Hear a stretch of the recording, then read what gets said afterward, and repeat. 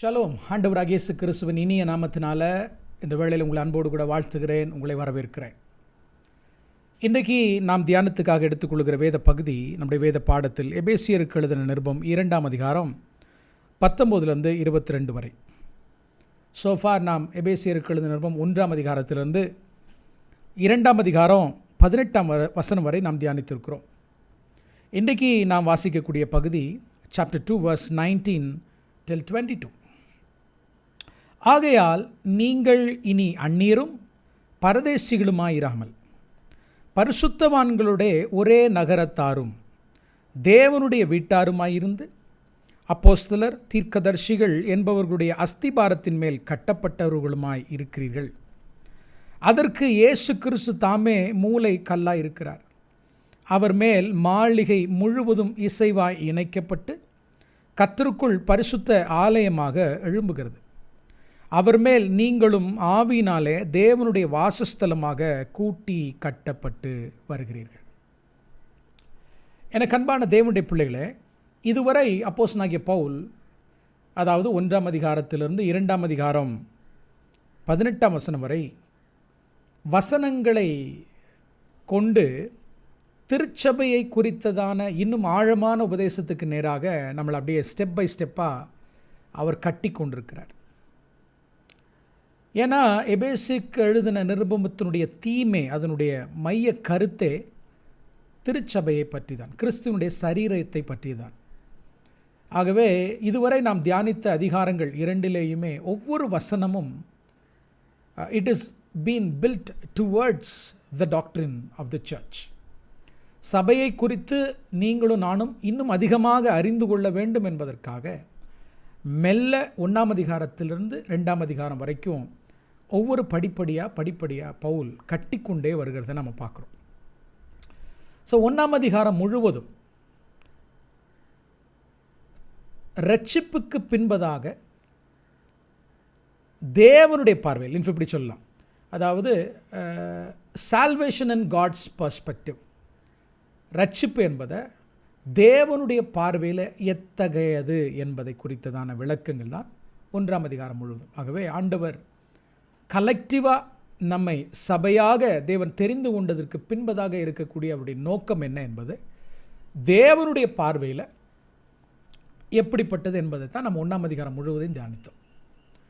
2ஆம் அதிகாரம் 18ஆம் வசனம் வரைக்கும் சால்வேஷன் இன் அவர் பர்ஸ்பெக்டிவ், நம்முடைய பார்வையில் ரட்சிப்பு என்பது எப்படி, ஒரு இண்டிவிஜுவலாக, ஒரு தனிப்பட்ட நபராக ஆண்டவர் உங்களை ரட்சிப்பதற்கு பின்பதாக என்னவெல்லாம் நடந்திருக்கிறது என்பதை குறித்து தான் நாம் 2ஆம் அதிகாரம் முழுவதையும் வாசித்திருக்கிறோம். ஹல்லேலூயா. ஆகவே ரட்சிப்பு என்பது சாதாரணமான ஒரு காரியம் அல்ல. அதற்கு பின்பதாக பல ரகசியங்கள், இன்ஃபேக்ட் திருச்சபையை குறித்ததான தேவனுடைய திட்டங்கள் ரட்சிப்புக்குள் அடங்கி இருக்கிறத நாம் பார்க்க முடியும். ஸோ ஒருவேளை தனி நபராக இண்டிவிஜுவலாக தேவன் உங்களையும் என்னையும் தேர்ந்தெடுத்தார் என்றாலும் அல்டிமேட்டாக அல்லது முடிவில் தேவனுடைய திட்டம் என்ன அப்படின்னா, அவருடைய சரீரமாகிய திருச்சபையில் நம்ம ஒவ்வொருவரையும் கொண்டு வந்து என்ன செய்கிறார், ஆண்டவர் இணைக்கிறார். ஆகவே தேவனுடைய பார்வையில் நீங்கள் தனி நபர், அதே நேரத்தில் நீங்கள் என்னவா இருக்கிறீர்கள், கலெக்டிவாக யூ ஆர் அ சர்ச். நீங்கள் ஒரு யூனிவர்சல், உலகளாவிய கிறிஸ்துவனுடைய சரீரமாக, சபையாக நீங்கள் இருக்கிறீர்கள் என்பதை மறந்து போக வேண்டாம். சரி, இப்போ 19ஆம் வசனத்திலிருந்து 22ஆம் வசனம் வாசிக்கும் பொழுது ஒரு 3 வகையான ஒரு ஹிடன் பிக்சரை, அதாவது மறைந்திருக்கிற ஒரு படத்தை பவுல் உள்ள வைத்திருக்கிறத நம்மளால் பார்க்க முடியுது. இப்போ நம்மெல்லாம் சிறு பிள்ளையாக இருக்கும் பொழுது ஒரு பிக்சர் இருக்கும். அந்த பிக்சருக்குள்ளே ஏதோ ஒரு மிருகமோ ஏதோ ஒன்று உள்ளே மறைந்திருக்கும். ஸோ நம்ம என்ன செய்யணும், அந்த we have to find out that the hidden picture inside the bigger picture. ஒரு பெரிய படத்திற்குள்ளே மேபி மரங்கள், செடி கொடிகள் எல்லாம் இருக்கும். அதுக்குள்ளே எங்கேயாவது ஒரு மூலையில் ஒரு சின்ன ஒரு பூனைக்குட்டி இருக்குன்னு வைங்களேன், அதை நாம் என்ன செய்யணும், கண்டுபிடிக்கணும். அப்படின்ற மாதிரி நம்ம சிறு வயதில் அந்த மாதிரி விளையாட்டுக்களை நம்ம விளையாண்டுருப்போம். அதே மாதிரி பவுலும் பார்த்திங்கன்னா இத்தனை வசனத்திற்கு பின்பதாக 1ஆம் அதிகாரம் 1ஆம் வசனத்திலிருந்து ஆரம்பித்து 2ஆம் அதிகாரம் 18ஆம் வசனம் வரைக்கும் உள்ளே இருக்கக்கூடிய ஒரு பிகர் பிக்சரில் உள்ளே மறைந்திருக்கக்கூடிய ஒரு சின்ன பிக்சர், அதாவது திருச்சபையை குறித்ததான இமேஜை நமக்கு இப்போ விளக்க போகிறார். நாம் அதைத்தான் இன்றைக்கு கற்றுக்கொள்ளப் போகிறோம். அவர் காண்பிக்கிற முதல் இமேஜ் திருச்சபை என்றால் என்ன அப்படின்ற ஒரு படத்தை நமக்கு காண்பிக்கிறார். 1:19 சொல்லுகிறது, நீங்கள் அந்நியரும் பரதேசிகளுமாய் இராமல் பரிசுத்தவான்களோட ஒரே நகரத்தாரும், ஒரே சிட்டி ஆர் ஒரே ஸ்டேட் அல்லது ஒரே கிங்டம் அப்படி கூட சொல்லலாம். ஸோ நகரத்தாரும் என்று சொல்லும் பொழுது ராஜ்யம், மேபி ஒரு ராஜ்யத்திற்கு உட்பட்டவர்களாக அல்லது ஒரே சிட்டிக்கு உட்பட்டவர்களாக, மேபி ஒரு ஸ்டேட்டுக்கு ஒரு தேசத்திற்கு உட்பட்டவர்களாக நீங்கள் மாறி இருக்கீங்க. நான் விளக்குறேன். 2வது, அப்போஸ்தலர் தீர்க்கதரிசிகள் என்பவர்களுடைய, மன்னிக்கவும் 19 மறுபடியும் வாசிக்கிறேன். ஆகையால் நீங்கள் இனி அந்நியரும் பரதேசிகளுமாயிராமல் பரிசுத்தவான்களுடைய ஒரே நகரத்தாரும் தேவனுடைய வீட்டாருமாய் இருந்து அப்படிங்கிறார். So now you are joint with new family. Now ஆண்டவர் உங்களுக்கு ஒரு குடும்பத்தை கொடுக்குறார். முதல் ஆண்டவர் ஒரு நகரத்தை கொடுக்குறார் அல்லது ஒரு ராஜ்யத்தை கொடுக்குறார். 2வது, நீங்கள் எதோடு கூட இணைக்கப்பட்டிருக்கிறீங்க? ஒரு புதிய குடும்பத்தோடு இணைக்கப்பட்டிருக்கிறீங்க, ஒரு புது ஃபேமிலியோடு இணைக்கப்பட்டிருக்கீங்க. Now you have become a member of God's household. தேவனுடைய வீட்டினுடைய ஒரு நபராய் நீங்கள் மாறி இருக்கிறீங்க. 3வது அவர் சொல்லுகிறார் 21 அவர் மேல் மாளிகை முழுவதும் இசைவாய் இணைக்கப்பட்டு கர்த்தருக்குள் பரிசுத்த ஆலயமாக எழும்புகிறது அப்படின்றார். 3வது டெம்பிள், ஆலயம் அப்படிங்கிறார். இயேசு கிறிஸ்து என்கிற அஸ்திபாரத்தின் மேல் கட்டப்பட்டிருக்கிற ஆலயம். அப்போது சபை என்றால் என்ன? தனிப்பட்ட நபர். அதே நேரத்தில் நம்ம எல்லாரும் இணைந்த கிறிஸ்துவினுடைய சரீரமாகிய சபையை என்ன இமேஜில் காமிக்கிறார், அல்லது திருச்சபை என்பது என்ன என்பதை நீங்கள் எப்படி புரிந்து கொள்ள வேண்டும்? 1, அது ஒரு நகரம். 2வது, அது ஒரு குடும்பம். 3வது, அது ஒரு ஆலயம், டெம்பிள். ஆமென். சரி, இப்போ ஒவ்வொன்றாய் நாம் அதை என்ன செய்ய போகிறோம்? இப்பொழுது தியானிக்க போகிறோம். நல்லா புரிஞ்சுக்கோங்க. என்றைக்கு நமக்கும் யூதர்களுக்கும் நடுவில் இருந்த அந்த சுவர் நொறுக்கப்பட்டதோ உடைக்கப்பட்டதோ, நேற்றைய மெசேஜஸை நீங்கள் கேட்டிங்கன்னா உங்களுக்கு புரியும். The status of the Gentile has been changed since the wall has been broken. நமக்கும் யூதர்களுக்கும் நடுவில் இருந்த அந்த சுவர், பிரிவினை என்கிற சுவரை இயேசு கிறிஸ்து தம்முடைய மரணத்தினாலே தகர்த்து எறிந்தபடினால ஜூ ஜென்டைல் என்கிற ஒரு புது கம்யூனிட்டி உருவாகிறது.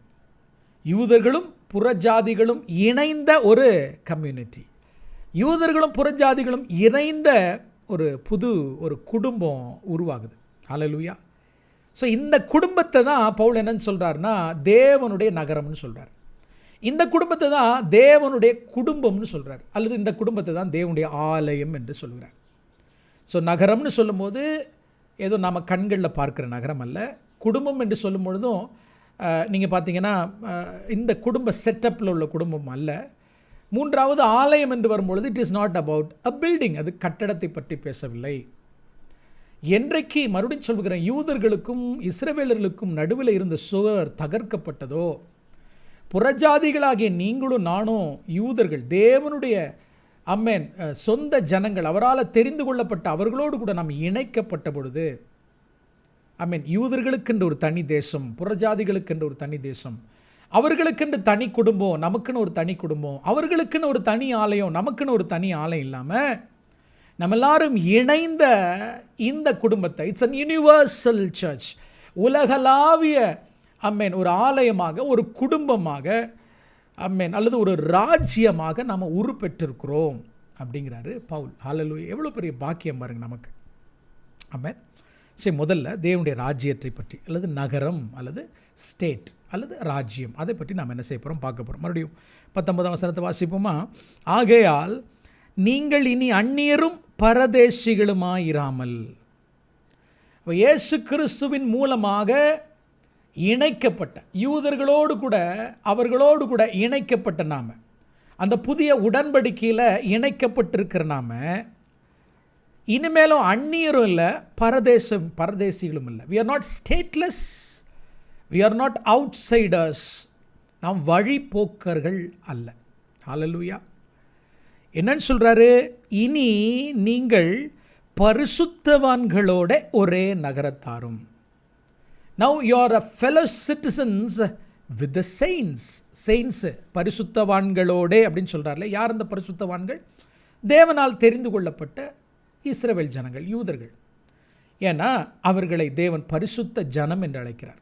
நீங்கள் என் வாக்கை உள்ளபடி கேட்டு என் சத்தத்திற்கு செவி கொடுப்பீர்கள் என்றால் பூமியில் இருக்கிற சகல ஜனங்களிலும் உங்களை என்னுடைய சொந்த ஜனமாக, ஆசாரிய ராஜ்யமாக, பரிசுத்த ஜாதியாக என்னை தெரிந்து கொள்வேன் என்று சொல்லி ஆண்டவர் இஸ்ரவேல் ஜனங்களோடு சொன்னார் இல்லையா? ஸோ இந்த இடத்துல செயின்ஸ், பரிசுத்தவான்கள் என்று சொல்லப்பட்டிருக்கிறது யாருன்னா அவர்கள் ஆபிரகாமுடைய பிள்ளைகள். நேச்சுரலி ஆபிரகாமுக்கு பிறந்த பிள்ளைகளாக இஸ்ரவேல் ஜனங்களோடு கூட, யூதர்களோடு கூட நாம் இணைக்கப்பட்டு அவர்களோடு ஒன்றாக இருக்கக்கூடிய ஒரே நகரமாய் கற்று நம்மை மாற்றியிருக்கிறார். ஹல்லேலூயா.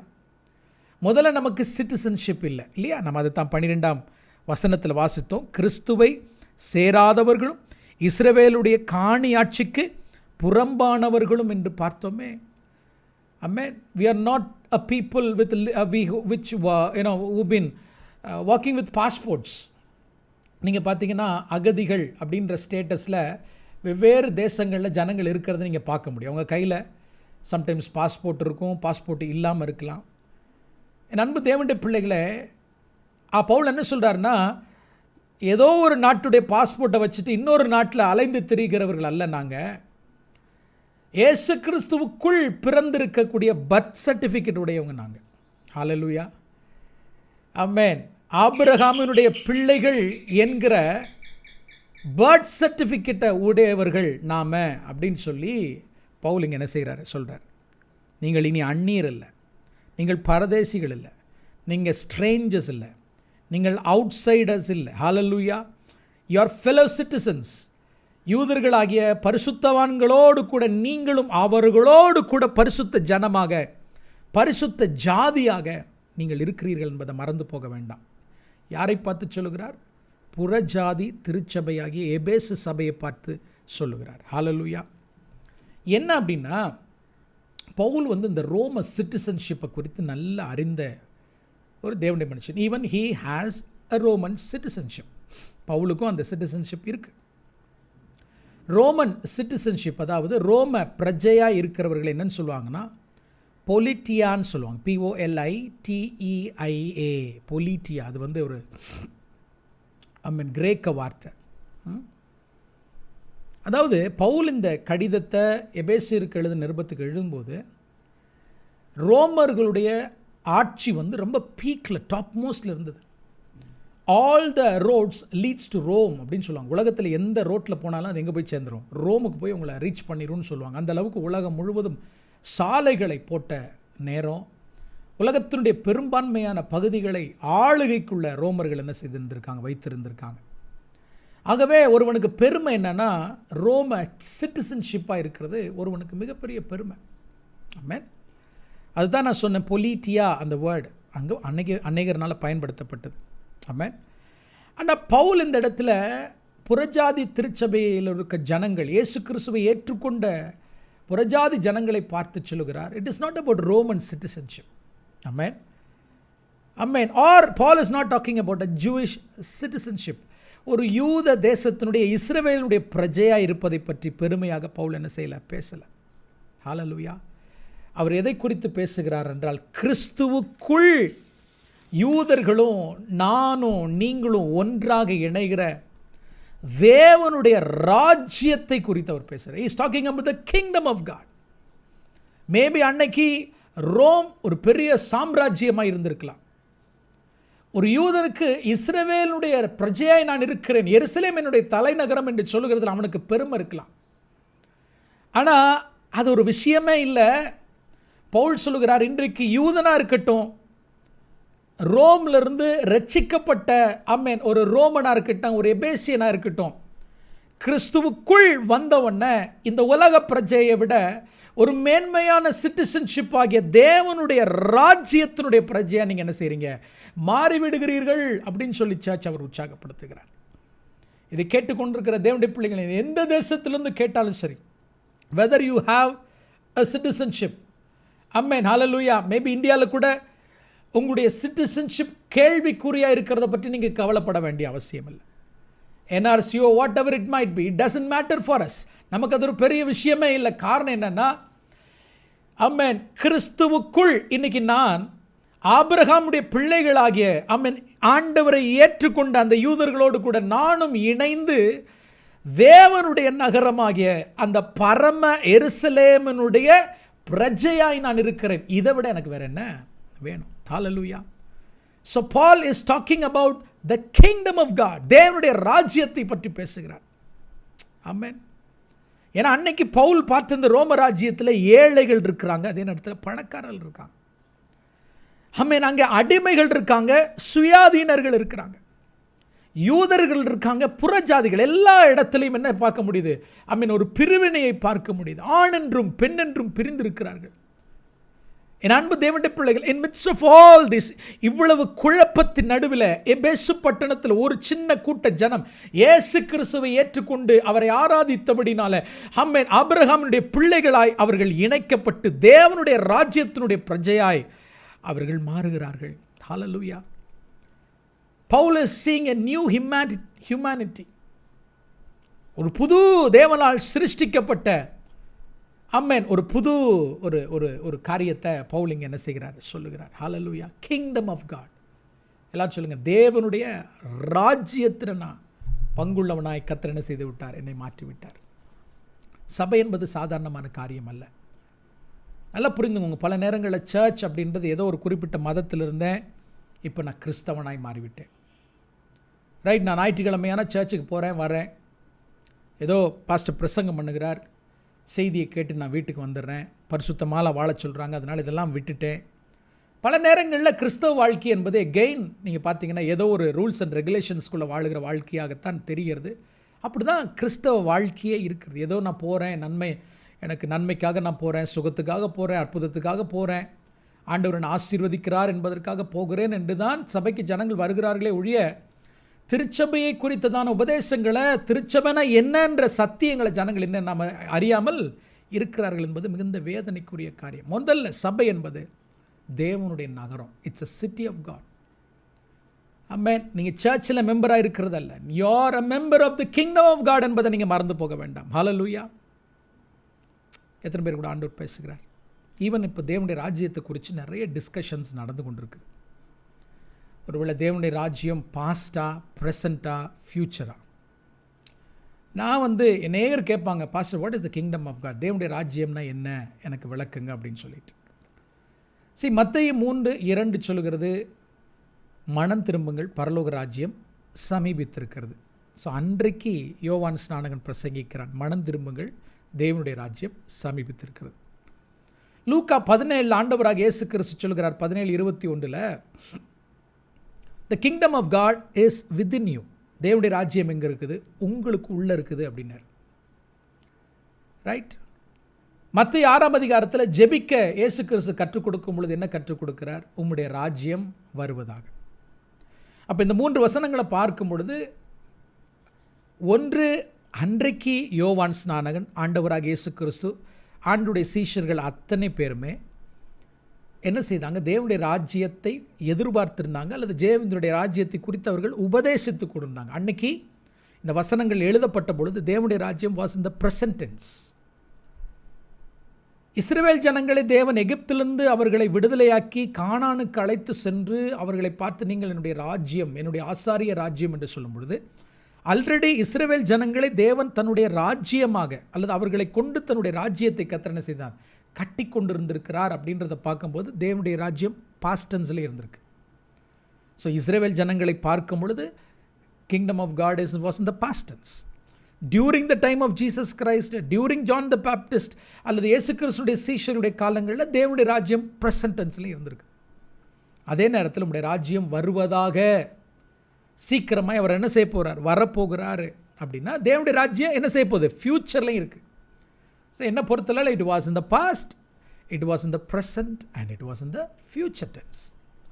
சிம்பிளி கிங்டம் ஆஃப் காட்னா என்ன அப்படின்னா, அல்லது தேவனுடைய நகரம் அப்படின்னு சொல்லி நாம் இந்த சப்ஜெக்டில் பார்த்து கொண்டு இருக்கிறது என்ன அப்படின்னா, தேவன் எங்கு ஆளுகை செய்கிறாரோ that is the kingdom of God. Wherever God rules, there is the kingdom of God. Hallelujah. இப்போ கர்த்தருடைய ஆளுகை நம்ம மேலே இருக்கா, உங்கள் மேலே இருக்கா, உங்கள் குடும்பத்தின் மேலே இருக்கா? நிச்சயமாக சொல்கிறேன், நீங்கள் தேவனுடைய ராஜ்யத்திற்கு உட்பட்டவர்களாய் இருக்கிறீர்கள். உண்மைதான், ஒரு நாள் அவர் வரப்போகிறார். இந்த பூமி முழுவதையும் தன்னுடைய ஆளுகைக்குள்ள ஆண்டவர் கொண்டு வரப்போகிறார். That is on the future. The kingdom of God is going to be there. வரப்போகிறது. ஆனால் இன்றைக்கு நான் சொல்கிறேன், அப்போஸ்தலனாகிய பவுல் ஆமென் அழகாக சொல்கிறார், இயேசு கிறிஸ்துவை நீங்கள் ஏற்றுக்கொண்ட உடனே உலகத்தினுடைய பிரஜை என்கிற நிலையிலிருந்து கர்த்தர் உங்களை உயர்த்தி அவருடைய ராஜ்யத்திற்கு உங்களை பங்குள்ளவர்களாய் மாற்றி விட்டார். அப்படின்னு என்ன சொல்ல வர்றாரு? நமக்கு ஒரு சிட்டிசன்ஷிப் கொடுத்துட்டதுனால காலரை தூக்கி விட்டு போகிறதுக்காகவா? இல்லை. ஒரு தேசத்தினுடைய பிரஜையாய் நீங்கள் மாறினீங்கன்னா அந்த தேசத்தினுடைய சகல நன்மைகளையும் அந்த தேசத்தினுடைய சகல ப்ரிவிலேஜஸும் உங்களுக்கு என்னது உண்டு. ஹல்லேலூயா. நான் சொல்றது உங்களுக்கு புரியுதா? உங்கள் மேலே அந்த தேசத்தினுடைய நன்மை அத்தனை என்ன செய்யும்? வர ஆரம்பிக்கும். இங்கேருந்து இங்கிலாந்து தேசத்துக்கு நீங்கள் போகிறீங்க, ஆமென், ஒரு குறிப்பிட்ட வருஷங்கள் அந்த இடத்துல வேலை செய்கிறீங்க, தென் உங்களுக்கு பெர்மனன்ட் ரெசிடென்சிஸ் கொடுக்குறாங்க, தென் ஒரு நாள் சிட்டிசன்ஷிப் கொடுத்தோன்னே என்ன ஆகுறது? பிரிட்டிஷ் பாஸ்போர்ட் உங்கள் கையில் வந்தவுடனே அந்த தேசத்தினுடைய பெனிஃபிட்ஸ் உங்களுக்கு கிடைக்க ஆரம்பிக்குது. ரைட்? அந்த தேசத்தினுடைய நன்மைகளை நீங்கள் என்ன செய்கிறீங்க? சொந்தம் கொண்டாடுறீங்க.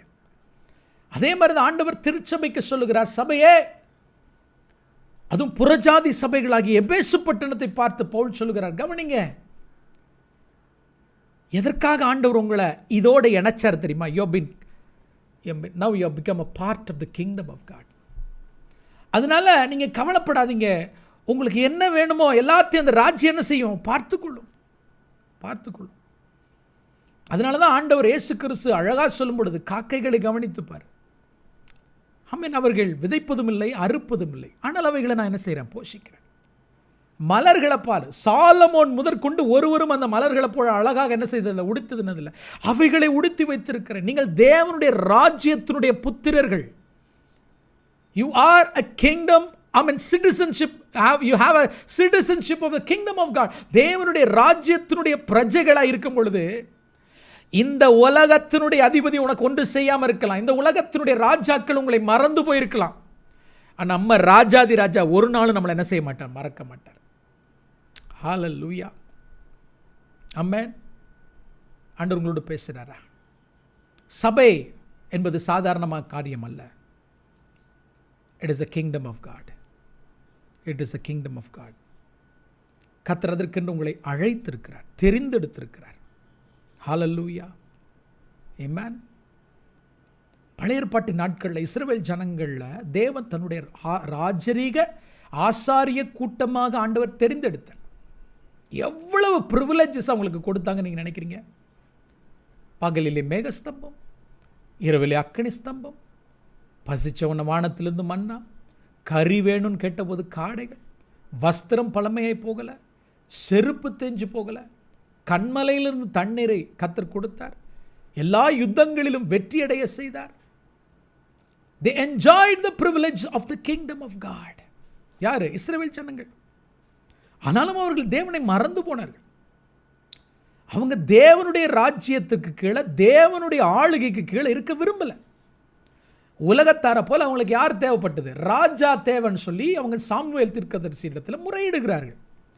ஆண்டவர் சொல்கிறார், இல்லைப்பா, உங்களை அப்படி நான் சூஸ் பண்ணலை, நான் மட்டும்தான் உங்களுக்கு ராஜாவாக இருக்குனே, நான் தான் உங்களை ஆளுகை செய்ய வேண்டும், உங்களுக்கு என்ன வேணுமோ நான் தரேன், எனக்கு கீழ்ப்படிந்திருங்க. ராஜ்யத்தினுடைய சட்டத்திட்டங்களுக்கும் ரெஸ்பான்சிபிலிட்டிஸ்க்கு மட்டும் நீங்கள் என்ன செஞ்ச? கீழ்ப்படிஞ்சா போதும். ராஜ்யத்தினுடைய சட்டத்திட்டங்கள் எது? தோரா, நியாயப்பிரமாணம். இதற்கு மாத்திரம் நீங்கள் கீழ்ப்படிங்க. That is the principles of the kingdom of God. இதன்படி நீங்கள் நடந்தால் போதும், உங்களுக்கு என்ன வேணுமோ அதை உங்களுக்கு என்ன செய்கிறேன்? தரேன். ஹல்லேலூயா. ஆனால் அந்த ஜனங்கள் என்ன செய்யலை? கீழ்ப்படியல. அதனால தான் மத்தேயு எழுதின சுவிசேஷம் 21ஆம் அதிகாரம், மேத்யூ சாப்டர் 21 21ஆம் அதிகாரம் 43ஆம் வசனத்தை வாசிக்கிறேன். ஆகையால் தேவனுடைய ராஜ்யம் உங்களிடத்திலிருந்து நீக்கப்பட்டு அதற்கேற்ற கனிகளை தருகிற ஜனங்களுக்கு என்ன செய்யப்படும்? கொடுக்கப்படும் அப்படின்றார். யார்கிட்ட? பரிசேயர்கள்ட்ட, சதுசேயரை பார்த்து சொன்னார். உங்களை கொண்டு என்னுடைய ராஜ்யத்தை கட்ட வேண்டும் என்று நினைத்தேன், ஆனால் நீங்கள் என்னை வெறுத்தீர்கள், என்னை ராஜாவாக நீங்கள் ஏற்றுக்கொள்ளவில்லை. ஆகவே உங்களிடத்திலிருந்து அந்த ராஜ்யத்தை எடுத்துட்டு யார் அந்த ராஜ்யத்தினுடைய கனிகளை கொடுக்க ஆயத்தமாக இருக்கிறார்களோ அவர்கள் மேல் அந்த ராஜ்யத்தை நான் கொண்டு வந்து வைப்பேன்றார். யாரை குறித்து சொல்லுகிறார்? நம்மை குறித்து சொல்லுகிறார். He is talking about the Gentiles, the people who are ready to bear the fruit of the kingdom of God.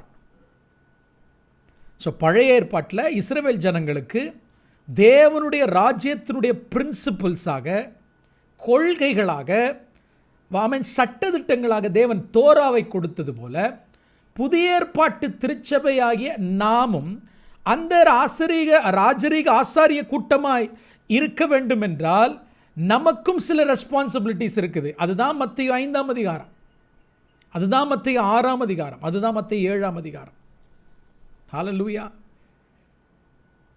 நல்லா புரிஞ்சுக்கோங்க. பழைய ஏற்பாட்டு ஆசாரிய ராஜ்யத்தில் சட்டதிட்டங்கள் இருந்தது, புதிய ஏற்பாட்டினுடைய கிங்டமில் சட்டதிட்டங்கள் இல்லைன்னு நினைக்காதீங்க. No no no no.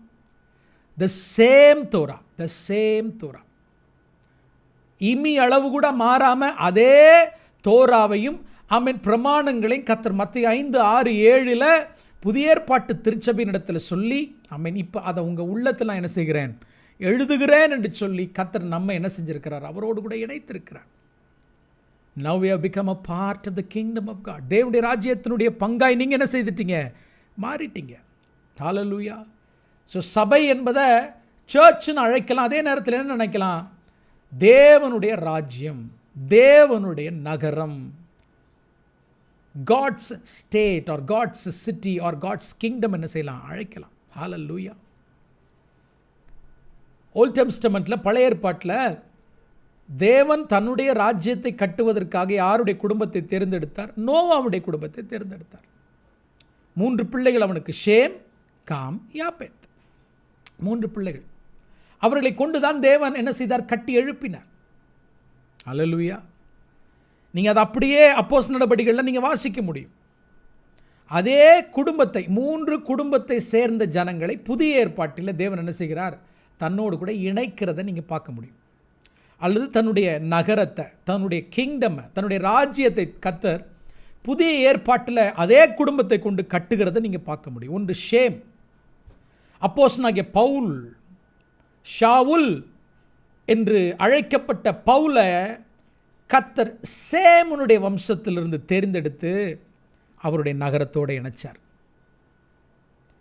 எத்தியோப்பிய மந்திரியாகிய எத்தியோப்பியன் ஒருவனை, கந்தேகா மந்திரிக்கு உதவியாய் இருந்த எத்தியோப்பியன் ஒருவனை காமினுடைய வம்சத்தால் இருந்து கர்த்தர் அவனை ரட்சித்து தன்னுடைய நகரத்தோடு சேர்த்தினார். ஒரு புறஜாதியன். கொர்னலியூஸ் என்கிற ரோம ஒரு ஜெனரலை ஆண்டவர் யாப்பேத்தினுடைய வம்சத்திலிருந்து பிரித்தெடுத்து தன்னுடைய குடும்பத்தோடு சேர்த்தார். So what was God's plan? யூதர்கள் மட்டுமா? இல்லை. ஷேமினுடைய வம்சத்தில் வந்த யூதர்கள் மட்டும் தேவனுடைய திட்டத்தில் இருக்கிறார்களா? இல்லை. அவர்களை கொண்டு மாத்திரம் தன்னுடைய தேவனுடைய ராஜ்யத்தை தேவன் கட்ட வேண்டும் என்று நினைச்சாரா? இல்லை. இந்த கடைசி நாட்களில் தேவனுடைய ராஜ்யத்தில் காமினுடைய வம்சத்தாரும் இருக்கிறார்கள், யாப்பேத்தினுடைய வம்சத்தாரும் இருக்கிறார்கள். நாம் எல்லாரும் இணைந்தாதான் தேவனுடைய ராஜ்யம். ஹல்லேலூயா. தேவனுடைய ராஜ்யம். எத்தனை பேர் கூட ஆண்டவர் பேசுகிறார்? சந்தோஷப்பட்டு மகிழ்ந்து களி கூறுங்கள். திருச்சபையை வெறும் அரிசிக்காக பருப்புக்காக அலைமோதுகிறவர்கள் அல்ல. நாம் ஏதோ தலைவலிக்காக வைத்து வலிக்காக சபைக்கு போகிற ஜனங்கள் அல்ல. நாம் நல்லா புரிந்துக்கோம். we are citizens of heaven. பரலோகத்தினுடைய பிரஜைகள் என்பதை மறந்து போக வேண்டாம். தேவனுடைய நகரம்னு கர்த்தர் உங்களை என்ன செய்கிறார், அழைக்கிறார். ஹல்லேலூயா. இரண்டாவது பார்ப்போம், தேவனுடைய வீட்டார், God's family. You are a part of God's family. நம்மெல்லாம் ஒரே குடும்பம், நம்மெல்லாம் ஒரே குடும்பம். ஹல்லேலூயா. பவுல் இங்கே பயன்படுத்துகிற வேர்டு ஹவுஸ் ஹோல்டு அப்படின்ற வேர்டை பயன்படுத்துகிறார். க்ரீக்கில் OIKEIOS, ஓக்கியோஸ் என்கிற ஒரு க்ரீக் வேர்டை பயன்படுத்துகிறார். Which means household. ஹவுஸ் ஹோல்டுன்னு என்ன, அப்பா அம்மா பிள்ளைங்க வேலைக்காரங்க எல்லோரும் இருப்பாங்க. ஒரு பெரிய குடும்பம்ன்றார் நம்மளை. ஆமென். அதாவது ஃபேமிலி டைஸ், அந்த இன்டிமசி உள்ள ஒரு குடும்பம் அப்படின்றார். அந்த வேர்டை தான் பயன்படுத்துகிறார் இங்கே. இரண்டாவது சபைனா குடும்பம், பெரிய குடும்பம். நம்ம குடும்பத்துக்கு அப்பா யார்? பிதாவாகிய தேவன். எபேசியர் 3:15 வாசித்து பாருங்கள். பரலோகத்திற்கும் பூலோகத்திற்கும் நாமக்காரராக, முழு குடும்பத்திற்கும் நாமக்காரராகிய ஏசுன்னு பைபிளில் போட்டிருக்கும். எடுங்க பார்க்கலாம். எபேசியருக்கு எழுதின 3ஆம் அதிகாரம் 15 வசனத்தை வாசிக்கிறேன். நம்முடைய கர்த்தராயிருக்கிற இயேசு கிறிஸ்துவினுடைய 14 இது நிமித்தம் நாம் பரலோகத்திலும் பூலோகத்திலும் உள்ள முழு குடும்பத்திற்கும் நாமக்காரராகிய நம்முடைய கர்த்தராகிய இயேசு கிறிஸ்துவினுடைய பிதாவை நோக்கி முழங்கால் படிட்டு அப்படிங்கிறார். அல்லேலூயா. பெரிய குடும்பத்துக்குள்ளே நீங்கள் இணைக்கப்பட்டிருக்கீங்க பிரதர். நம்ம குடும்பம் ரொம்ப பெருசு. எங்கே இருக்குது? பரலோகத்தில் நம்ம குடும்பம் இருக்குது, பூமி முழுவதும் நிறைஞ்சிருக்குது. It's a big family. சபைன்றது அதுதான். ஒருவேளை நம்ம இன்னைக்கு பல டினாமினேஷனாக பிரிஞ்சிருக்கலாம், போட்டிகள் பொறாமைகள் நமக்குள்ள இருக்கலாம். ஆனால் இது எல்லாவற்றையும் நம்ம அகற்றி விட்டு சபைன்றது ஒரு ஃபேமிலி, ஒன் ஃபேமிலி. மேபி வெவ்வேறு பெயர்கள் அழைக்கப்படலாம், வெவ்வேறு டினாமினேஷன் அழைக்கப்படலாம், வெவ்வேறு ஆர்கனைசேஷன் நம்முடைய பெயரிட்டுக்கலாம். ஆனால் கர்த்தருடைய பார்வையில் we are one family. We belong to one kingdom or one city. ரெண்டாவது we belong to one nation. Hallelujah. இங்கே க்ளோஸ் அஃபெக்ஷன் இருக்குது, நெருங்கின உறவு இருக்குது, நிறைய சப்போர்ட் இருக்குது, நிறைய கேரிங்னா நிறைய உதவிகள் நமக்கு உண்டு. நம்ம ஒருத்தருக்கு ஒருத்தர் என்ன செய்கிறோம் யாருன்னே தெரியல, எங்கேயோ இருந்து எப்படியோ வளர்ந்து எப்படியோ இணைக்கப்பட்டு எல்லாம் ஒன்றா சேர்ந்து தேவனை ஆராதிக்கிறோம். வெவ்வேறு மொழிகள் பேசினாலும், வெவ்வேறு இனங்களாக இருந்தாலும் நம்ம ஒருத்தர் நேசிக்கிறோம். வெவ்வேறு தேசங்கள் இருந்தாலும் என்ன செய்கிறோம்? நம்ம எல்லாம் ஒன்றா சேர்ந்து தேவனை ஆராதிக்கிறோம். இன்றைக்கி பாருங்கள், இந்த மீடியாவுக்காக நான் கர்த்தரை துதிக்கிறேன். ஒவ்வொரு நாளும் ஜூம் மூலமாக அல்லது ஃபேஸ்புக் மூலமாக வெவ்வேறு சபைகளோடு இணைய வாய்ப்பு உண்டாகிறது இல்லையா? ஹல்லேலூயா. நிறைய spiritual brothers and spiritual sisters, ஆவிக்குரிய சகோதர சகோதரிகளை கர்த்தர் நமக்கு கொடுத்திருக்கிறார். ஆமென். எப்போ நினச்சாலும் நம்ம அப்பாட்ட போக முடியும். Any moment, any day, any time. இரவுல 1 மணியோ 2 மணியோ அப்பான்னு போக முடியும். இந்த பூலோக தகப்பன்மார்கிட்ட கூட அப்படி போக முடியாது. Hallelujah. Any time you can knock the door. அப்பா எனக்கு உதவி செய்யுங்கன்னு கேட்டால் உடனே ஆண்டவர் உங்களுக்கு என்ன செய்கிறார்? உதவி செய்கிறார். எவ்வளோ பெரிய பாக்கியம் புறஜாதிகளாகிய நமக்கு. இந்த ப்ரிவிலேஜ் யூதர்களுக்கு மாத்திரமல்ல, உள்ள நுழையாதபடி பெரிதாக இருந்த அந்த தடையை கர்த்தர் உடைத்து எறிந்ததுனால now you have become a part of Abraham's family. Hallelujah. நமக்கு இந்த பூமியில் ஒரு தகப்பன் உண்டு, ஆபிரகாம். நம்மளாம் அவருடைய பிள்ளைங்க. அன்னைக்கே உன் கண்களை ஏறெடுத்து பார், வானத்து நட்சத்திரங்களை பார், கடற்கரை மணலை பாருன்னு சொன்ன பொழுதே ஆபிரகாம் நம்ம எல்லாத்தையும் பார்த்துட்டார். அவருக்கு ஈசாக்கு மட்டுமா பிள்ளை? யாக்கோபு மட்டுமா பிள்ளை? தாவீது மட்டுமா பிள்ளை? உங்களையும் அவர் அன்னைக்கு பிள்ளையா பார்த்து விசுவாசிச்சிட்டார். உங்களுக்கு தெரியுமா? அது அவருடைய விசுவாசம் அவருக்கு நீதியாக என்னப்பட்டது. அன்னைக்கே by faith he accepted you and I as his child. கிறிஸ்துவுக்குள் நீங்களும் நானும் அவருடைய பிள்ளைகளாய் மாறி இருக்கிறோம். ஆபிரகாம் நம்முடைய தகப்பனாக இருக்கிறார். அதனால தான் நீங்கள் வெட்டி எடுக்கப்பட்ட கன்மலையையும் தோண்டி எடுக்கப்பட்ட துறவையும் நோக்கி பாருங்கள், உன் தகப்பனாகிய ஆபிரகாமையும் உன் தாயாகிய சாராளையும் நோக்கி பாருங்கள் பைபிளை வாசிக்கிறோம். ஹல்லேலூயா. சபையே, நம்ம எல்லாரும் ஒரே குடும்பம், நம்மெல்லாம் ஒரே குடும்பம், ஒரே நகரத்தார், ஒரே ராஜ்யம். நமக்குன்னு ஒரு சிட்டிசன்ஷிப் இல்லாமல் இருந்தோம், அலை மோதுகிறவளாக இருந்தோம். ஆமென். ஒரு தேசத்துக்குரியவர்களாக இல்லாமல் பரதேசியாக இருந்தோம். அந்த இயேசு கிறிஸ்துவை ஏற்றுக்கொண்ட உடனே அன்றைக்கு உங்களை பரலோகத்தினுடைய பிரஜையாய் கர்த்தர் என்ன செஞ்சிட்டார்? சேர்த்துக்கொண்டது மாத்திரமில்லை, தன்னுடைய குடும்பத்தினுடைய அங்கத்தினராக சேர்த்துட்டார். 3வது பவுல் சொல்கிறாரு, அப்போஸ்தலர் தீர்க்கதரிசிகள் என்பவர்களுடைய அஸ்திபாரத்தின் மேல் கட்டப்பட்டவர்களுமாய் இருக்கிறீர்கள். அதற்கு இயேசு கிறிஸ்து தாமே மூலைக்கல்லாய் இருக்கிறார். அவர் மேல் மாளிகை முழுவதும் இசைவாய் இணைக்கப்பட்டு கர்த்தருக்குள் பரிசுத்த ஆலயமாக எழும்புகிறது. அவர் மேல் நீங்களும் ஆவியினாலே தேவனுடைய வாசஸ்தலமாக கூட்டி கட்டப்பட்டு வருகிறீர்கள். என்ன ஒரு இமேஜ், என்ன ஒரு படத்தை, பிக்சரை பவுல் சபைக்கு கொடுக்கிறார். எப்பவுமே பவுல் பேசும்பொழுது தான் ரொம்ப கற்பனையில் பேசுவார். தம் கண்களுக்கு முன்பதாக சில பிக்சர்ஸை வச்சு பேசுவார். விஷுவல் எஜுகேஷன் சொல்லுவோமே, அதுதான் பவுலுடைய மெத்தடாலஜி. அது யூதர்களுடைய மெத்தடாலஜி.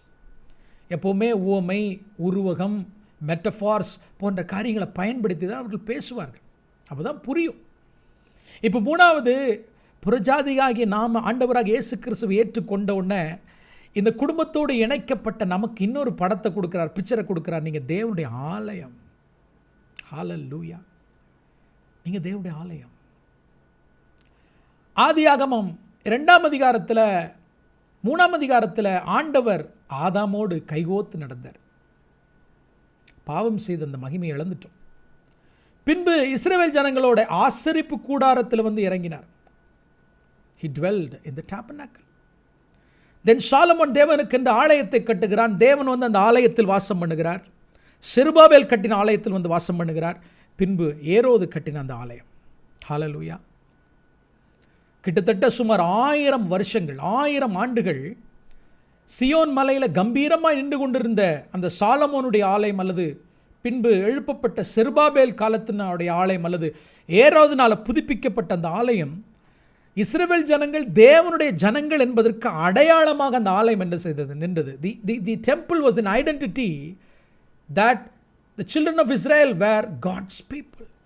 Hallelujah.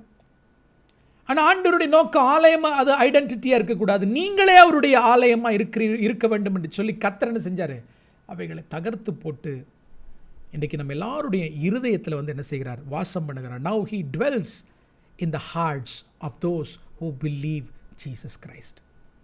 இயேசு கிறிஸ்துவை யாரெல்லாம் விசுவாசிக்கிறீர்களோ நீங்கள் எல்லாரும் அவருடைய ஆலயமாக இருக்கிறீங்க. ஹல்லேலூயா. இப்போ தேவனுடைய ஆலயத்துக்குன்னு ஒரு ஜியோகிராஃபிக்கல் லொக்கேஷன் கிடையாது. தேவனுடைய ஆலயம் இங்கே இருக்குது அங்கே இருக்குன்னு சொல்லி என்ன செய்ய முடியாது. ஒரு இடத்திற்குள்ள, ஒரு ஜியோகிராஃபிக்கல் லொக்கேஷனுக்குள்ள தேவனுடைய ஆலயத்தை என்ன செய்ய முடியாது, கட்டி வைக்க முடியாது. இன்றைக்கி தேவனுடைய ஆலயம் இட்ஸ் ஹியூஜ். எப்படி தேவனுடைய ராஜ்யம் என்பதை இங்கே தான் பாஸ்ட்லையா, ப்ரெசன்ட்லையா, ஃப்யூச்சர்லையா நம்ம சொல்ல முடியாதோ, யாருக்குள்ளெல்லாம் ஆண்டவர் இருக்கிறாரோ அவர்களுக்குள்ள தேவனுடைய ராஜ்யம் இருக்குன்னு சொன்னோமோ, எப்படி தேவனுடைய குடும்பமும் பெருசாக இருக்குது, பரலோகத்தில் இருக்குது, பூமியில் இருக்குது, கோயம்புத்தூரில் இருக்குது, லண்டனில் இருக்குது, அம்மன் ஸ்தோத்திரம், எல்லா பெங்களூரில் இருக்குது, எல்லா தேசங்களிலும் தேவனுடைய குடும்பம் இருக்குதுன்னு சொல்கிறோமோ, அதே மாதிரி தேவனுடைய ஆலயமோ என் அன்பு தேவனுடைய பிள்ளை, it's huge. It's huge. It doesn't have any geographical specific location.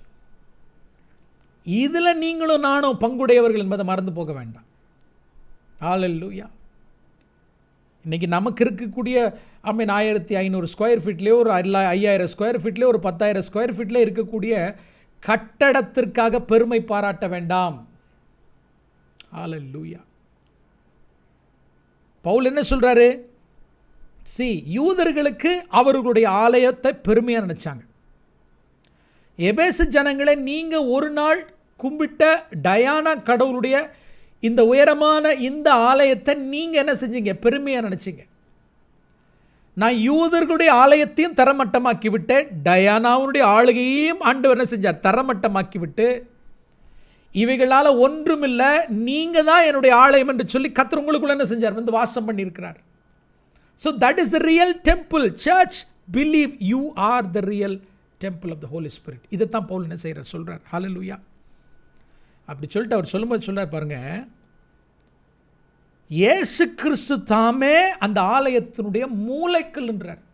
யார் மூலைக்கல்லாம்? இயேசு கிறிஸ்து. அதாவது எருசலேம் தேவாலயத்தை எக்ஸிக்யூட் பண்ணும்போது, அதை இடிஞ்ச இடத்துல southern wall of the temple, அந்த ஆலயத்தினுடைய சதர்ன் பார்ட்டில் எக்ஸ்கவேஷன் பண்ணி அதை எடுக்கும்போது ஒரு கல், ஒரு மூளைக்கல்லை எடுத்தாங்களாம். அதனுடைய நீளம் அகலம் எவ்வளவா, 38 அடி 9 இன்ச்சஸ் நீளமாக ஒரு கல். 38 feet and 9 inches, about 12 meters லென்த்தில் கல் இருந்துச்சான். Corner stone. மனிதனால் கட்டப்பட்ட கார்னர் ஸ்டோன் அவ்வளவு அகலமாக, ஆனால் தேவனுடைய ஆலயத்தினுடைய சீஃப் கார்னர் ஸ்டோன் யாருன்னா ஆண்டவராகிய இயேசு கிறிஸ்து. மூளைக்கல்லாக இருக்கக்கூடிய இயேசு கிறிஸ்து இருக்கிறார். இந்த மூளைக்கல்லுடைய வேலை என்ன தெரியுமா? மூளைக்கல் ரொம்ப முக்கியம். ஃபவுண்டேஷனுக்கு மிக முக்கியமான ஒரு கல் எது? கார்னர் ஸ்டோன், மூளைக்கல். இந்த மூளைக்கல் தான் என்னதுன்னா, எல்லா சைடும் வரக்கூடிய செவர் என்ன செய்யுது? இணைக்குது. அதாவது இங்கிருந்து வரக்கூடிய செவரையும் இந்த பக்கம் இருந்து வரக்கூடிய சுவற்றையும் ரெண்டாக இணைப்பது எதோட வேலைன்னா மூளைக்கல்லோட வேலை. ஹல்லேலூயா. The cornerstone, it binds the structure. ஆமென். இயேசு கிறிஸ்துவை போல வலிமையான ஒரு மூளைக்கல் இல்லை. அந்த மூளைக்கல் ஆகிய இயேசு கிறிஸ்து என்ன செய்கிறாரு? ஆலயத்தினுடைய ஸ்ட்ரக்சரை என்ன செய்கிறாரு? பைண்ட் பண்ணுறாரு. அதாவது இங்கிருந்து வரக்கூடிய யூதர்களையும் இங்கிருந்து வரக்கூடிய புறஜாதிகளையும் ஒன்றாக இணைத்து திடகாத்திரமான ஒரு ஆலயமாய் கட்டி எழுப்புகிற மூளைக்கல் யார்? ஆண்டவராகிய இயேசு கிறிஸ்து. ஹல்லேலூயா. அப்போஸ்தலர்கள் தீர்க்கதரிசிகள் என்கிறவர்களுடைய உபதேசத்தினால. ஸோ இந்த வசனத்தை இன்னைக்கு இருக்கக்கூடிய அப்போஸ்தலர்கள் தீர்க்கதரிசிகளை பற்றி அங்கு பேசப்படவில்லை. இயேசு கிறிஸ்துவோடு கூட இருந்த அப்போஸ்தலர்களுடைய உபதேசத்தின் மேலே கட்டப்பட்ட இன்னைக்கு இருக்கக்கூடிய அப்போஸ்தலர்கள் தீர்க்கதரிசிகள் உபதேசங்கள் ஒருவேளை அவர்களோட உபதேசத்தோடு இணைஞ்சு போயிருக்கும் என்றால், அதாவது புதிய ஏற்பாட்டினுடைய உபதேசம், அப்போஸ்தல நடபடிகள், அது மாத்திரமல்ல ஆமென், அப்போஸ்தலனாகிய பவுலுடைய கடிதங்கள், அது மாத்திரமல்ல தோராவினுடைய உபதேசங்களோடு இணைந்து போர்ப்புனா இன்னைக்கு இருக்கக்கூடிய அப்போஸ்தலர் தீர்க்கதரிசிகளுடைய உபதேசம் எடுத்துக்கொள்ளலாம். பட் இந்த இடத்துல சொல்லப்பட்டிருக்கிறது, இயேசுவை முகமுகமாய் தரிசித்த, அவரோடு கூட இருந்து உறவாடின அந்த ஏர்லி அப்போஸ்தலர்கள் தீர்க்கதரிசிகள் அவர்கள் போட்ட ஆமென் அந்த அஸ்திபாரம், அந்த உபதேசத்தின் மேலே கிறிஸ்துவை மூளைக்கல்லாக கொண்டு கட்டப்பட்ட ஆலயமாகும். நாம் ஒரு அல்லிலே சொல்லுங்க பார்க்கலாம். பிரம்மாண்டமான ஆலயம், இசைவினைப்பான ஆலயம், அழகான ஆலயம். ஹல்லேலூயா. அதனால தான் என்னுடைய உள்ளத்தில் ஒருவேளை கர்த்தர் எனக்கு தேவசுத்தம் என்கிற ஒரு திருச்சபையை கொடுத்திருந்தாலும் எனக்கு சபை வைராக்கியம், அதாவது என்னுடைய ஊழியம், எங்களுடைய டினாமினேஷன், எங்களுடைய தரிசனம், எங்களுடைய அப்படின்ற ஒரு விஷயம் எனக்கு கிடையாது, எப்போவுமே இல்லை. கர்த்தர் என்னை இந்த இடத்துல ஊழியத்தை செய்ய வைத்திருக்கிறார். அதற்கான கிருபைகளை கர்த்தர் கொடுத்திருக்கிறார். எனக்குன்னு ஜனங்களை கர்த்தர் கொடுத்திருக்கிறார். So it is a part of the kingdom of God. It is a part of the family of God. It is a part of a church. So உலகளாவிய தேவனுடைய ராஜ்யத்தில் அல்லது உலகளாவிய தேவனுடைய குடும்பத்தில், உலகளாவிய தேவனுடைய ஆலயத்தில் எனக்குன்னு ஒரு சின்ன வேலையை செஞ்சிட்ருக்கேன். அவ்வளோதான். நீங்கள் ஒரு வேலையை செய்கிறீங்க. நம்ம எல்லோரும் ஒரே குடும்பம், நம்ம எல்லோரும் ஒரே ஆலயம், நம்ம எல்லோரும் ஒரே நகரத்தார், ஒரே சிட்டிசன்ஷிப். இதுதான் சர்ச்சு. இதுதான் சர்ச்.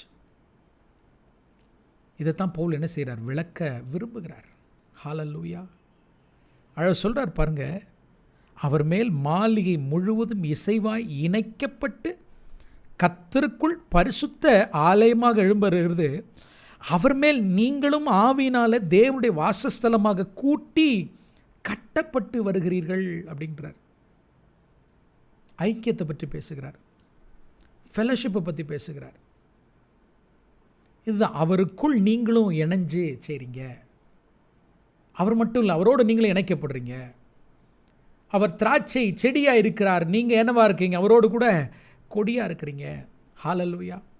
த ஹோல் ஸ்ட்ரக்சரோடு நீங்கள் என்ன செஞ்சுருக்கிறீங்க? இணைந்திருக்கிறீங்க. You are built into the structure. அழகாக அவர் அதை இணைக்கிறார். எப்படி? அதாவது என்ன சொல்கிறாருன்னா, ஒரு தனிப்பட்ட நபராக பாவி அக்கிரமத்தில் பாவங்களிலே மரித்தவர்களாக இருந்த நம்மை எடுத்து எழுப்பி ஆமென் உயர்த்தி உன்னதங்களில் அவரோடு கூட உட்கார செய்து அவருக்குரிய சகல நன்மையினால் நம்மளை நிறைத்தவர் இன்றைக்கி என்ன செஞ்சுருக்கிறார்? ஒரு நகரத்தில் நம்மளை இணைத்து ஒரு குடும்பத்தில் நம்ம இணைச்சி ஒரு ஆலயத்தில் கல்லாக நம்மளை கொண்டு வந்து என்ன செய்த வைத்து கட்டி கொண்டு இருக்கிறார். Is building his kingdom, is building a bigger family, is building his church. இந்த கல்லின் மேல் என் சபையை கட்டுவேன், பாதாளத்தின் வாசல்கள் அதை மேற்கொள்ளுவதில்லை. ஹல்லேலூயா. தான் சர்ச். நமக்கும் எதுக்கு போட்டி போறாம? சின்ன சபை பெரிய சபைன்னு எதுவும் கிடையாது. ஒரு காங்கிரிகேஷனுடைய அளவை வைத்து இவர்கள் பெரிய சபை என்று சொல்லிவிட முடியாது. ஒரு சர்ச்சில் இருக்கக்கூடிய எக்யூப்மெண்ட்ஸை வைத்து நாம் ஒருத்தரை மதிப்பீடு செய்து விட முடியாது. ஒரு குடிசையில் ஒரு 10 பேர் இந்த தேவனை ஆராதிச்சாலும் they are part of the family of God. அதனால் தயவுசெய்து எந்த ஒரு திருச்சபையாக இருந்தாலும் மதிக்க கற்றுக்கொள்ளுங்க. உங்களுக்கு இருக்கிற அல்லது நமக்கு இருக்கக்கூடிய பல விஷயங்கள் அவங்க இல்லாமல் இருக்கலாம். ரைட்? அழகாக பாடலாம், கொயர் இருக்கலாம், இன்ஸ்ட்ருமெண்ட்ஸ் இருக்கலாம், டெக்னாலஜிஸை நம்ம பயன்படுத்தலாம். என் அன்பு தேவனுடைய பிள்ளைகளை ஆண்டவர் அப்படி பார்க்குறதில்ல. ஆண்டவர் அப்படி பார்க்குறதில்ல. ஒவ்வொரு தனி மனிதனையும் தேவன் ரட்சிக்கும் பொழுது ஒவ்வொரு தனி மனிதனும் he becomes a part of the church of God. He is a part of the family of God. He is a part of the kingdom of God. Hallelujah. ஒவ்வொருவருக்கும் ஒவ்வொரு பணி இருக்குது. இதை தான் நம்ம தொடர்ந்து எபேசியர்களில் பார்க்க போகிறோம். இப்போ தான் நம்ம சர்ச்சுக்கு வந்திருக்கிறோம். ஸோ 1ஆம் அதிகாரம் 2ஆம் அதிகாரத்துடைய பெரும் பகுதியை நம்முடைய ரட்சிப்பை குறித்தே நம்ம நிறைய பார்த்துட்டோம். இப்போ தெரியுது அவங்கள ஏன் ரட்சித்தார்னு. இதுதான் என்னை கோடீஸ்வரனாக ஆண்டவர் ரட்சித்தார். நோ நோ நோ நோ எனக்கு அதை தரப்போகிறார், எனக்கு இதை தரப்போகிறார். அதுக்காகலாம் ஆண்டவர் உங்களை ரட்சிக்கல. அப்படி எந்த ஒரு விஷயத்தை நம்ம இங்கே பார்க்கவே கிடையாது. அவர் உங்களை தெரிந்து கொண்டதனுடைய நோக்கம், உங்களுடைய ரட்சித்ததனுடைய நோக்கம் என்ன தெரியுமா? அவர் ஒரு நகரத்தை கட்டி கொண்டிருக்கிறார். அவர் ஒரு குடும்பத்தை கட்டி கொண்டிருக்கிறார். அவருடைய ஆலயத்தை கட்டி கொண்டிருக்கிறார். உங்களை கல்லாக வச்சு கட்டுறார். குடும்பத்தினுடைய மெம்பராக உங்களை வச்சு கட்டி கொண்டிருக்கிறார். ஆமென். அவர் கட்டி கொண்டிருக்கிற நகரத்தினுடைய சிட்டிசன்ஷிப்பாக உங்களை இணைச்சு என்ன செய்திருக்கிறாரு? சிட்டிசன்ஸாக உங்களை கட்டி கொண்டிருக்கிறார். இன்னும் நிறைய பேர் இணைய வேண்டாமா? இன்னும் நிறைய கற்கள் இதோடு இணைக்கப்படணும். ஹல்லேலூயா. பிசாசுடைய ராஜ்யம் நிர்மலமாகணும். அவனும் ஒரு பக்கம் தன்னுடைய நகரத்தை கட்டி கொண்டிருக்கிறான். அவனும் அவனுக்குன்னு ஒரு குடும்பத்தை கட்டி கொண்டிருக்கான். அவன் counterfeit. Is constructing a Babylonian kingdom. Antichrist இந்த கடைசி நாட்களில் அவனும் என்ன செஞ்சுட்டு இருக்கான்? ஒரு ராஜ்யத்தை கட்டி கொண்டிருக்கிறான். நேர் நமக்கு எதிராக கவுண்டர்ஃபீட்டாக கட்டி கொண்டிருக்கிறான். நம்ம ரொம்ப தீவிரமாக ஒர்க் பண்ணணும். You understand?